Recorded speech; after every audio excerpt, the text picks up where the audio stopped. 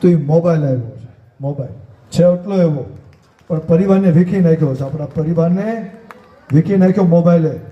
એક મેળના નથી રહેવા દીધા મોબાઈલોએ.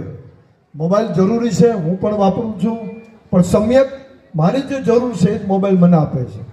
બાકી મોબાઈલમાં તો ઘણું ખરાબ આવે છે. ઘણા લોકો મોબાઈલનો વિરોધ કરી નાખે છે, પણ હું વિરોધ કરવા નથી, પણ પરિવારને જોડવા માટેની વાતો કરવા આવ્યો છું. પરિવારને જોડવાની વાતો. હમણાં એક મને નવું ઇન્ટરવ્યુ મને ખ્યાલ આવ્યો, 2 પ્રશ્નો આવ્યા છે. ભાઈ બહેનો, આ માત્ર ધર્મ સભા નથી, થોડી જ્ઞાન સભા છે, સમજણની સભા છે.